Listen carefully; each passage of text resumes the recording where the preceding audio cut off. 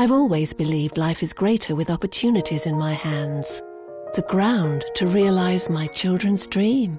Supporting the family with my own means. With stability. A bit of luxury. A secure future for them. And a fully rewarding life for me. Just the way I planned for it.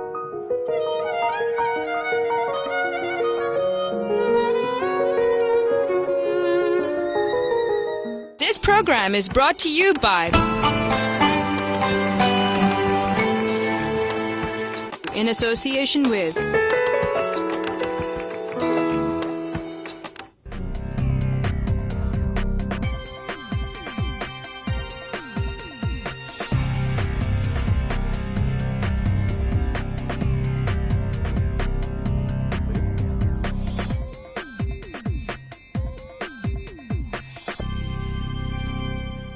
اسلام اور غربت.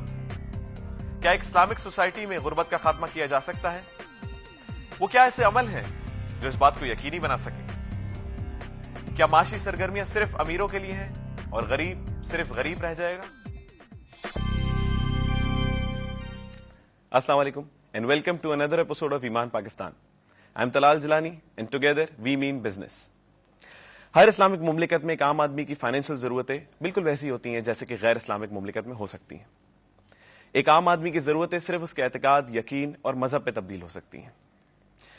ایک عام آدمی کو ضرورت ہے کہ وہ فائنینشیل سروسز، بلکہ more specifically Islamic financial services کو سمجھے، کیونکہ کئی مرتبہ اس کے سامنے ایسے آپشنس آ جاتے ہیں جس میں اس کا تھوڑا سا پیسہ اس کی زندگی تبدیل کر سکتا ہے. تو ایسے ہی کچھ ٹاپک کو آج ہم اپنے پروگرام میں ڈسکس کریں گے. میرے ساتھ اس وقت اسٹوڈیو میں موجود ہیں جناب عتیق الرحمان صاحب. السلام علیکم سر، ویلکم ٹو دی شو. شکریہ. عتیق الرحمان صاحب ایک ووکل اینالسٹ ہیں اور business and insurance committee of Karachi chambers of commerce کے ممبر بھی ہیں. Sir pleasure having you on board. Sir بہت شکریہ. ہمارے دوسرے گیسٹ اس وقت اسٹوڈیو میں موجود ہیں عظیم اقبال پیرانی صاحب. السلام علیکم سر، welcome to the show. Azeem صاحب ریجنل مینیجر ہیں فار FWU گروپ. Sir welcome you on board.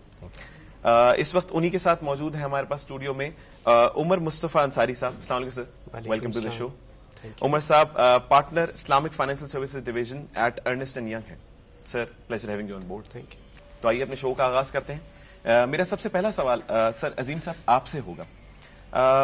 جیسے کہ آپ جانتے ہیں ایک آئیڈیل شریعہ بیسڈ سوسائٹی میں غربت نہیں ہونی چاہیے.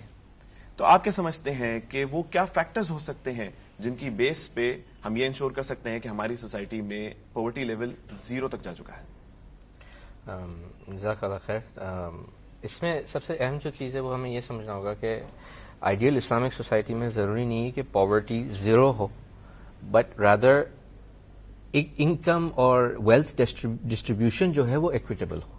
اور جو عام طور پہ آپ کو نظر آتا ہے when we talk about ppoverty ridden society, it's not the poverty that kills you, لیکن جو ویلتھ میں جو ہیوز اور ہیوز ناٹ کے بیچ میں جو گیپ ہے نا وہ بہت زیادہ ہو جاتا ہے. انیکوالٹی بہت زیادہ ہو جاتی ہے. اب how does the sharia deal with this? ایک تو اسلامک فائنینس کے جو سارے ٹولس ہیں، اس کے علاوہ جو انہیرنٹ شریعہ میں جو کچھ چیزیں موجود ہیں، ایک ہو گیا زکوٰۃ، ٹھیک ہے، which is intended for that very downtrodden, the very lowest of the low in society. Second آپ کا ہو گیا صدقات، قرض حسنہ ایٹسٹرا ایٹسٹرا. اینڈ فائنلی جو ایک بہت نگلیکٹڈ ایلیمنٹ ہے اسلامک فائنینس کا وہ ہے وراثت. وراثت ایک ایسا ایلیمنٹ ہے that ensures distribution of wealth across society.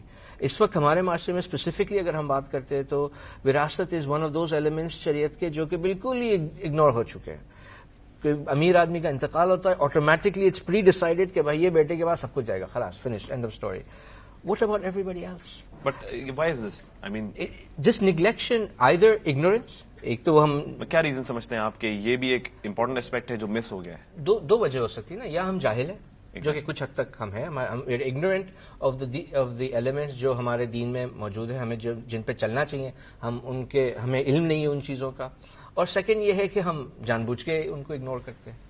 تو ایک ون اور دی ادر، کیونکہ یہ کوئی نہیں انکار کرے گا کہ قرآن میں بہت کلیئرلی ڈیفائن کیا ہوا ہے کہ کتنی انہیریٹنس کس کو جانی ہے. سو مچ سو کہ اگر آپ نے اپنی ول بھی بنائی ہے تو the ayahs of the Quran will take precedence over the will and that will be implemented and then your will be looked at. Unfortunately ہمارے معاشرے میں یہ نہیں ہوتا ہے. ٹھیک ہے, ہمارے معاشرے میں آٹومیٹکلی وہ انہیریٹنس چلی جاتی ہے, and then it just. But we do have some Islamic schools, تو کیا یہ چیز ٹیچ نہیں کی جاتی کہ یہ بھی ایک ٹول ہے بہت امپورٹنٹ؟ جیسے آپ کو پتا ہے, you are doing a whole show on Islamic finance. Unfortunately سود اور یہ جو باقی سود کا لے لیں آپ انہیریٹنس کا لے لیں, اور کئی ایسے احکام ہیں ہمارے شریعت میں جو کہ over time have sort of decreased in importance and sort of gone on to the side, unfortunately, and this is one of them, جس کی وجہ سے we can see the impact on our society. ٹھیک ہے, you know, اگر inheritance صحیح ہو رہی ہوتی تو کئی جگہوں پہ آپ کو مثالیں ملتی, جو کئی امیر جب شخص ہوتا ہے, ان کا انتقال ہوتا ہے, جب وہ چیز آٹومیٹکلی ڈسٹریبیوٹ ہوگی تو بیٹیوں کو بھی ملے گی, بیٹوں کو بھی ملے گی, اسٹیپ مدرس کو بھی ملے گی, اسٹیپ سبلنگس کو بھی ملے گی, اینڈ آٹومیٹکلی وہ ایک چین بن جاتی ہے, and wealth gets distributed across a very large span. اچھا, نارملی وہ ول کے تحت یا تو کسی آرفنیج چلے جاتے ہیں یا کہیں ڈسٹریبیوٹ آٹومیٹکلی ہو جاتے ہیں, تو یہ بھی تو ایک ہمارا ٹول ہے, the responsibility for orphans. No, most definitely it is there. اس کا کوئی انکار نہیں کر رہا, لیکن قرآن میں دی آیت از ویری کلیئر کہ جب انہیریٹنس کے ڈویژنز ہوں گے تو پہلے ان لوگوں کو ملے گا ان پرسنٹیجز سے, پھر ان لوگوں کو ملے گا, there steps to it, exactly, and based on the composition, I have 3 brothers and 2 sisters and 2 parents and 1 stepmother and 5 children and 2 wives, automatically whatever my family structure is, وہ جو ڈسٹریبیوشن ہے وہ اس کے مطابق کیا جائے گا, meaning everybody will get a share of the pie. And so obviously the wealth will be divided over a larger number of people.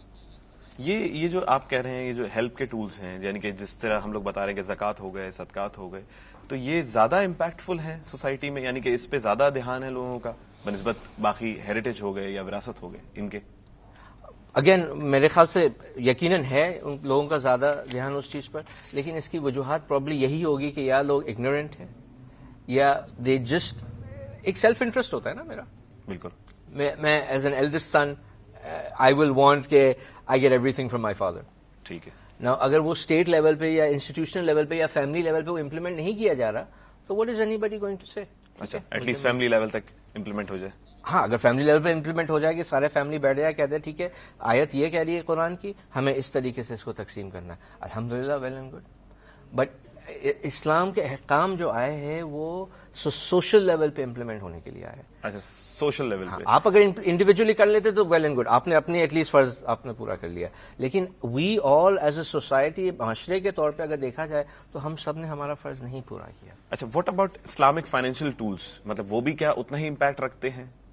Again اگر آپ پاورٹی کی بات کر رہے ہیں and you find the people right at the bottom of the list, آپ ان کو اگر مشارکہ دے بھی دیں گے تو وہ انفارچونیٹلی اس مشارکہ کا کچھ خاص کر نہیں سکیں گے. اوکے, یو نو, یس, آپ ایک لیول پہ پہنچ کے آپ جیسے آپ نے کہا نا ان کو پیسہ کچھ ملے گا, کچھ کر سکیں گے, دین دے ول بی گروتھ. لیکن اگر وہ کچھ نہیں کر سکتے ان پیسوں کا تو اس کا ان کو بینیفٹ نہیں ملے. اسی پوائنٹ سے ایک سوال اور جو میرے ذہن میں آ رہا ہے سر, عمر صاحب میں آپ سے پوچھنا چاہوں گا کہ زکوٰۃ ہو گئے, صدقات ہو گئے, قرضہ حسنہ ہو گئے, یہ سب ایک ہیلپنگ ٹول ہے اسلام کے. اسلام میں یعنی کہ اسلامک فائنینس میں اور مزید ایسے بہت سارے ٹولز ہیں جو بہت امپیکٹفل یعنی کہ وہ امیج رکھتے ہیں اپنی, یعنی کہ ہماری سوسائٹی میں اگر وہ امپلیمنٹ کر لیے جائے تو آئی گیس اس کی بھی نوبت نہ آئے. دیکھیں, اس بات کو سمجھنے کے لیے تھوڑا سا شاید میں بیک گراؤنڈ میں آپ کو لے جانا چاہوں گا. بالکل بالکل. دیکھیں, آپ کہتے ہیں آپ کے پاس پیسے ہیں, یہ پیسے کہاں سے آئے؟ اگر انسان اپنا مقصد وجود جو ہے اس پر غور کرے, اسے یہ پتا ہو کہ اس کو زمین میں اللہ کا خلیفہ بنا کر بھیجا گیا ہے اور اس کی ذمہ داری یہ ہے کہ اس نے اس زندگی کو اللہ کے بتائے ہوئے اصولوں کے مطابق گزارنا ہے, تو ساری چیزیں بدل جاتی ہیں, سارے آبجیکٹیو, سارے پیرامیٹرز, ہر چیز بدل جاتی ہے. دیکھیں, اسلام اصول یہ دیتا ہے کہ یہ جو دولت تمہارے پاس ہے یہ تمہاری دولت ہے نہیں, یہ جو تمہاری ملکیت میں چیز دی گئی یہ تمہیں اللہ کی طرف سے ایک امانت دی گئی, اور تمہیں اس امانت کو انہی ذرائع کے مطابق حاصل کرنا ہے اور انہی ذرائع کے مطابق استعمال کرنا ہے جس کو اللہ تبارک و تعالیٰ نے اجازت دی ہو.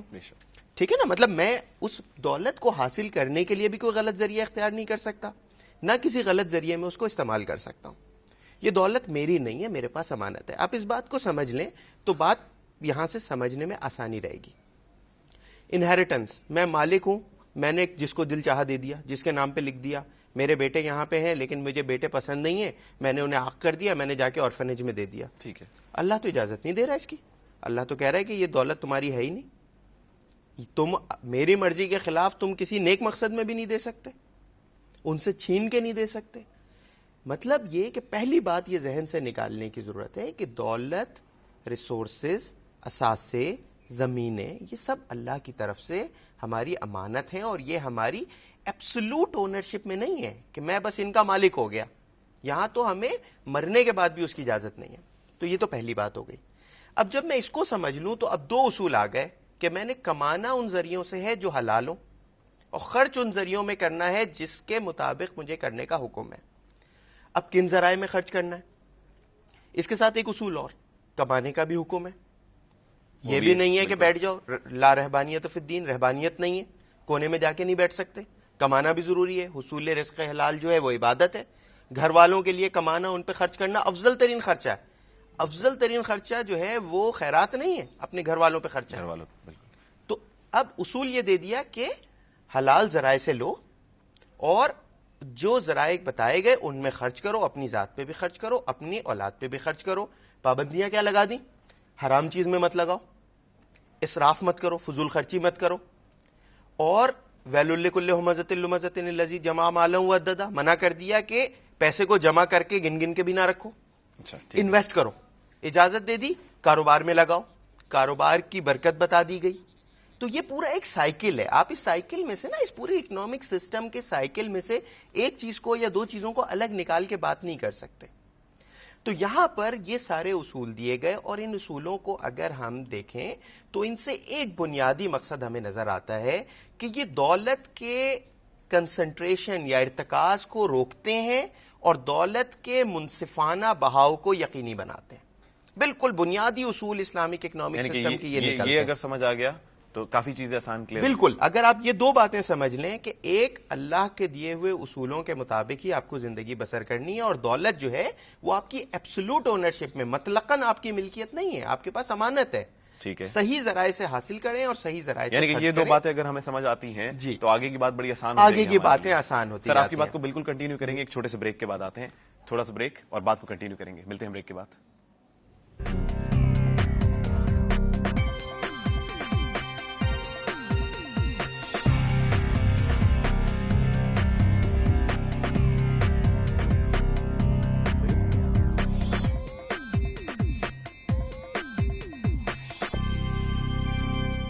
This program is brought to you by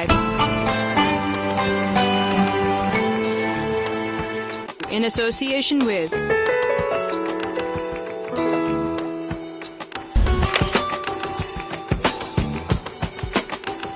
I've always believed life is greater with opportunities in my hands.